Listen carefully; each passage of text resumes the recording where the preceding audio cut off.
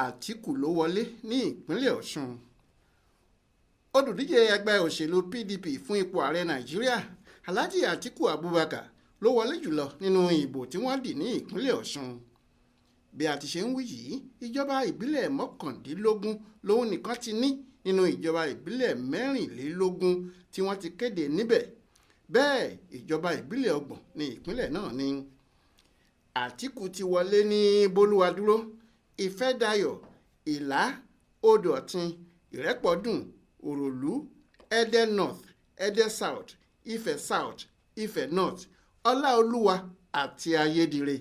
Àwọn ìjọba ìbílẹ̀ míì tó tún jẹ́ Atiku ló wọlé níbẹ̀ ní Òbòkun, Orí-Adé, Atakumasa East, Atakumasa West, Ẹgbẹ́dọ̀rẹ́, Iléṣà East àti Iléṣà West.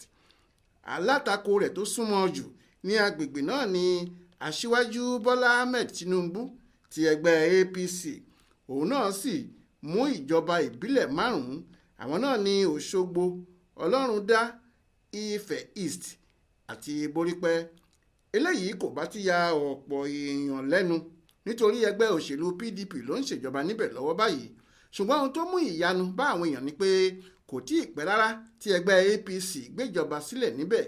Ó sì dájú pé tó bá ṣe pé APC ló wà lórí àga ni gbogbo ìbò tí wọ́n bá dì níbẹ̀ tí aṣáájú ni ìbàjẹ́.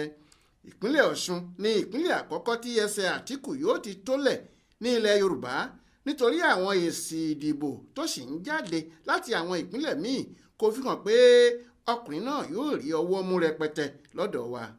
Láti Sátidé làwọn èèyàn tilẹ̀ ti ń wòye ibi tí ìbò tí wọ́n bá dì ní ìpínlẹ̀ Ọ̀yọ́ yóò lọ nítorí wọn kò tí ì bá ìbò náà débì kan tí ìkéde fi jáde pé ní ilé ìdìbò gómìnà Ṣèyí Mákindé níbẹ̀ aṣáájú Tinubu ti ẹgbẹ́ APC ló wọlé. Àwọn èèyàn sì ti ní lọ́kàn pé ó ṣeé ṣe kó jẹ́ bẹ́ẹ̀ náà ni yóò rí ní ọ̀pọ̀ agbègbè wọn. Ṣùgbọ́n èsì ìdìbò náà ṣẹ̀ṣẹ̀ bẹ̀rẹ̀ sí jáde láti ọ̀dọ̀ INEC ni o. Kò sì tí ì sẹ́ni tó mọ ibi tí ọ̀rọ̀ náà yóò forí sọ.